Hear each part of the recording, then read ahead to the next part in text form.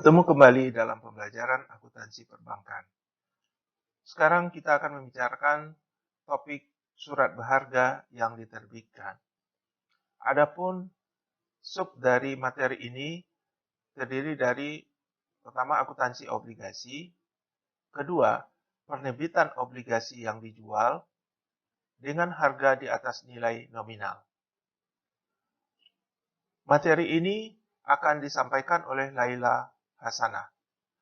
Pembelajaran ini dilaksanakan di program studi pendidikan akuntansi, Fakultas Ekonomi, Universitas Negeri Jakarta. Selanjutnya, mari kita perhatikan dan saksikan pemaparan yang akan disampaikan oleh Laila Hasanah. Terima kasih. Assalamualaikum warahmatullahi wabarakatuh. Perkenalkan, nama saya Laila Hasanah dari Prodi Pendidikan Akuntansi 2018 Fakultas Ekonomi Universitas Negeri Jakarta. Pada kesempatan kali ini, saya akan membahas mengenai materi akuntansi bank dengan topik surat berharga yang diterbitkan. Yang pada pembahasan kali ini terkhusus untuk membahas mengenai akuntansi obligasi. Nah, pengertian surat berharga yang diterbitkan yaitu surat-surat berharga yang diterbitkan oleh bank untuk dijual kepada pihak lain. Tujuannya yaitu untuk memperoleh dana dari pihak ketiga, seperti misalnya investor ataupun perusahaan pembeli surat berharga tersebut. Nah, jenis surat berharga yang diterbitkan di sini terdiri dari promes, SBPU atau surat berharga pasar uang, obligasi, dan surat berharga lainnya. Namun yang akan kita bahas di sini yaitu hanya obligasi. Akuntansi obligasi. Seperti yang kita tahu, obligasi itu disebut juga dengan surat utang atau surat pengakuan utang. Jadi, jika seseorang menerbitkan obligasi, berarti dia mengaku bahwa dia berhutang kepada si pembeli obligasi tersebut. Nah, dalam menentukan harga obligasi ini ada hal-hal yang perlu dipertimbangkan oleh emiten, yaitu orang yang mengeluarkan surat berharga atau yang mengeluarkan obligasi tersebut. Di antaranya yaitu pertama, tingkat bunga atau di sini disebut dengan kupon obligasi.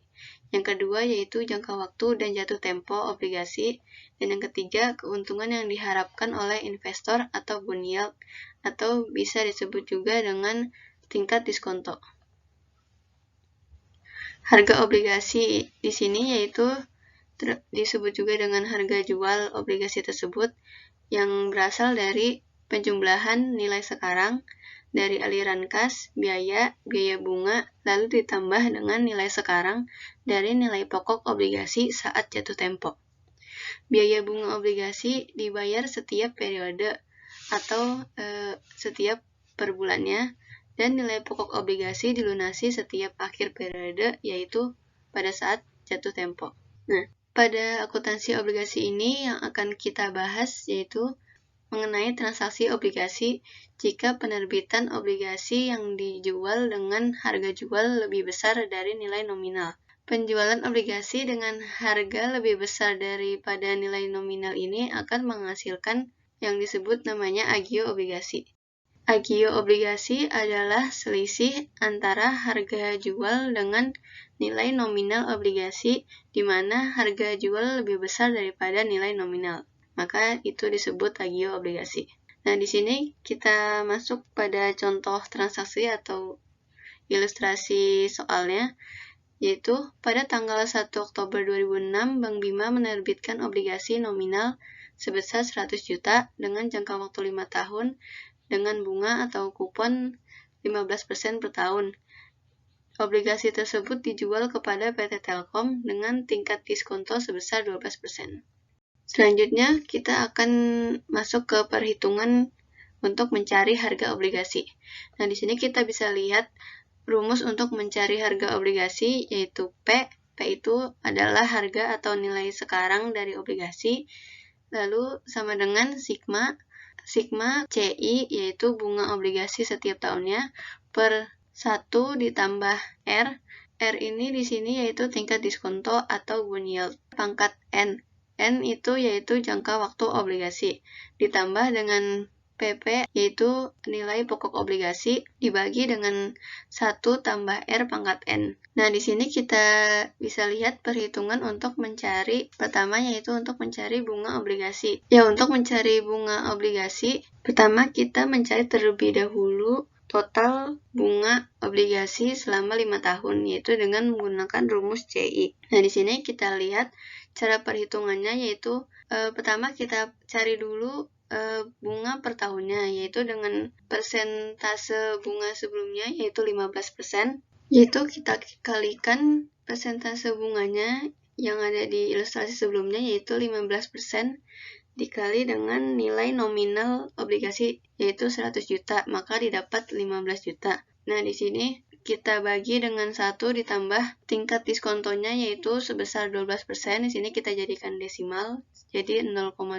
Nah, pangkatnya di sini diurutkan dari tahun pertama sampai tahun kelima. Jadi 15 juta dibagi 1 ditambah 0,12 pangkat 1, selanjutnya ditambah 15 juta per 1 ditambah 0,12 pangkat 2 sampai seterusnya sampai 5 kali. Nah, maka didapat ini nilai total bunga selama 5 tahun itu yaitu sebesar 54.071.643. Nah, untuk mencari nilai pokok obligasinya yaitu kita menggunakan rumus PP. Di sini yaitu nilai nominal obligasi dibagi dengan 1 tambah tingkat diskonto pangkat 5 yaitu jumlah tahun jangka waktu obligasi tersebut. Maka didapat di sini nilai tunai pokok obligasinya yaitu sebesar 56.742.686. Nah, di sini sesuai dengan rumus kita total nilai tunai bunga dengan nilai tunai pokok obligasi, maka hasilnya harga obligasi yaitu sebesar Rp110.814.329.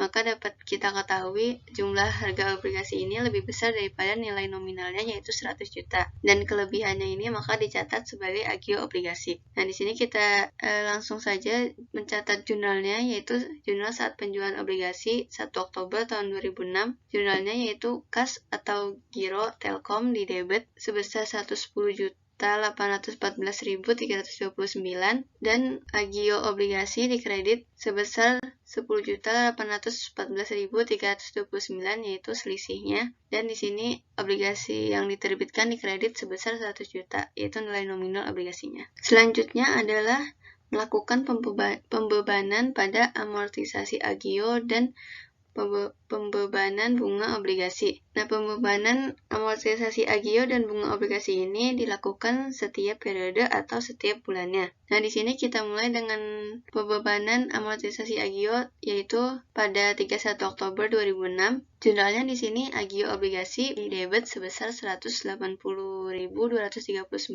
dan pendapatan agio obligasi sebesar 180.239. Nah, amortisasi ini yaitu untuk mengurangi agio obligasi yang sebelumnya telah dikreditkan dan dimasukkan pada pendapatan agio obligasi. Nah, jumlahnya di sini yaitu berasal dari perhitungan jumlah bulan yang ingin dicari dikalikan dengan jumlah total agio obligasi. Yaitu karena di sini hanya bulan Oktober saja, kita kalikan dengan 1/60 yaitu 1 bulan yaitu bulan Oktober dan per 60 itu yaitu 60 bulan dari jumlah total bulan dalam 5 tahun. Jadi 1/60 dikalikan total agio obligasi selama 5 tahun yaitu 10.814.329, maka didapat hasilnya 180.239. Nah, selanjutnya yaitu pembebanan bunga obligasi pada bulan Oktober yaitu pada 31 Oktober 2006. Untuk perhitungan pembebanan bunga obligasi yaitu didapat dari persen bunga dikali dengan bulan yang dicari lalu dikalikan dengan nilai nominal obligasi yaitu di sini 15% dikali 1/12 karena perhitungannya di sini kita menghitung bulan Oktober saja dan dibagi dengan jumlah bulan dalam 1 tahun atau satu periodenya yaitu 12 lalu dikalikan nilai nominal obligasi maka didapat 1.250.000. jurnalnya yaitu beban bunga obligasi di debit sebesar 1.250.000 dan bunga obligasi yang masih harus dibayar di kredit sebesar 1.250.000.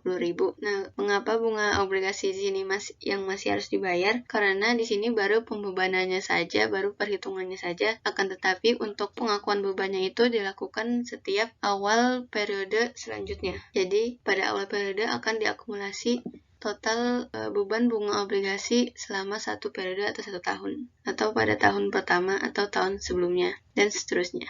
Nah, untuk jurnal pembayaran bunga obligasi pada awal periode selanjutnya, yaitu pada 1 Oktober 2007, kita bisa lihat di sini jurnalnya, yaitu bunga obligasi yang masih harus dibayar.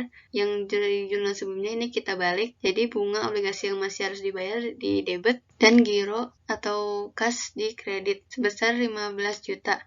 Nah, 15 juta ini didapat dari bunga obligasi per bulannya dikali dengan jumlah bulan dalam 1 tahun yaitu atau dalam 1 periode yaitu 12, maka didapat 15 juta. Nah, selanjutnya kita akan membahas mengenai saat jatuh tempo. Nah, misalnya di sini sudah jatuh tempo obligasi tersebut yaitu pada 1 Oktober 2011, yaitu waktu pencairan obligasi tersebut karena sudah 5 tahun, sudah mencapai jangka waktunya. Nah, jurnalnya di sini kita jurnal terlebih dahulu untuk pencairan obligasinya, yaitu jurnalnya yaitu obligasi yang diterbitkan di debit sebesar 100 juta pada kas atau giro di kredit sebesar 100 juta. Yang ini berarti obligasi yang telah kita terbitkan sudah kita kembalikan atau kita sudah bayarkan hutangnya. Selanjutnya, jurnal saat jatuh tempo obligasi yaitu pada saat pembayaran bunga. Pembayaran bunga di sini terhitung untuk bunga selama 11 bulan. Karena bulan Oktober saat jatuh tempo ini tidak terhitung, jadi yang dihitung yaitu dari periode sebelumnya sampai sebelum Oktober 2011 yaitu sebanyak 11 bulan.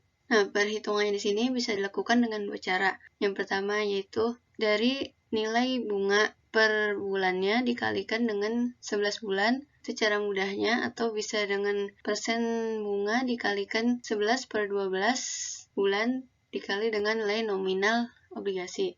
Maka didapat jumlahnya yaitu sebesar 13.750.000 dan jurnalnya yaitu beban bunga obligasi di debit pada kas atau giro di kredit sebesar 13.750.000. Sehingga di sini beban bunga selama 1 periode sudah dibayarkan dan sudah ditutup. Nah, untuk selanjutnya yaitu jatuh tempo obligasi saat pembebanan agio obligasi. Nah, pembebanan di sini untuk 9 bulan yaitu terhitung dari Januari sampai September. Sama seperti jatuh tempo bunga, jatuh tempo agio obligasi di sini yaitu tidak dihitung bulan Oktobernya. Dan mengapa 9 bulan juga? Karena amortisasi agio obligasi ini juga disesuaikan atau diakumulasi setiap akhir tahunnya, yaitu setiap bulan Desember, maka perhitungan awal dimulai lagi bulan Januari. Maka di sini pembebanan agio obligasinya dimulai dari bulan Januari sampai September, yaitu sebanyak 9 bulan, dan nilainya itu atau jumlahnya itu didapat dari jumlah obligasi per bulannya dikalikan 9 bulan, yaitu 180.239 dikali 9 didapat jumlahnya 1.622.149 rupiah. Maka jurnalnya di sini yaitu agio obligasi di debit sebesar 1.622.149 dan pendapatan agio obligasi di kredit dengan jumlah yang sama yaitu 1.622.149.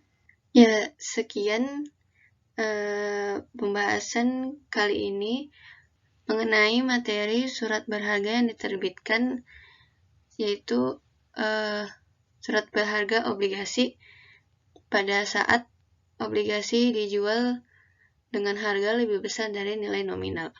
Mungkin sampai di sini saja. Sekian dari saya. Mohon maaf apabila ada salah kata dan banyak kekurangan. Kurang lebihnya mohon maaf. Wassalamualaikum warahmatullahi wabarakatuh.